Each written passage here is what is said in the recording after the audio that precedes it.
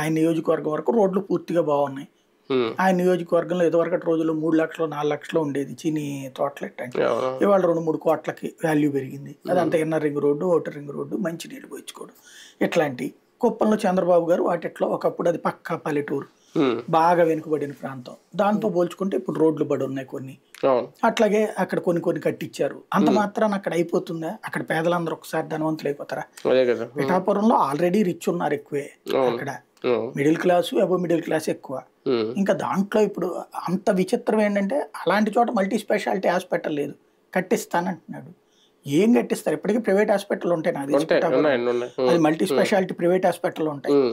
ఏం చెప్పినట్టు నాకు డాక్టర్లు తెలిసి వాళ్ళతో కట్టిస్తానంటే అది కొంత అవగాహన లేమి, నాకు అర్థమైంది. ఎందుకంటే ఫ్రీగా కట్టిస్తానంటే ఓకే, ఫ్రీగా గవర్నమెంట్ తరపున కట్టిస్తానంటే. నాకు తెలిసిన డాక్టర్లు ఉన్నారు, మల్టీ స్పెషాలిటీ హాస్పిటల్ కట్టిస్తాను, రామ్ చరణ్తో పెట్టుబడి పెట్టిస్తాను, లేకపోతే అంటే ఏమవుద్ది? ఉచిత వైద్యం అందిస్తాను ఇలా అయినా చెప్పాలి.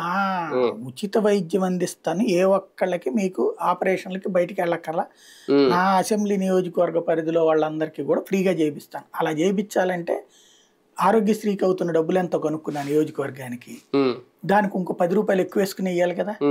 ఇప్పుడు ఆ ఊళ్ళో ప్రతి ఒక్కళ్ళు అక్కడ హాస్పిటల్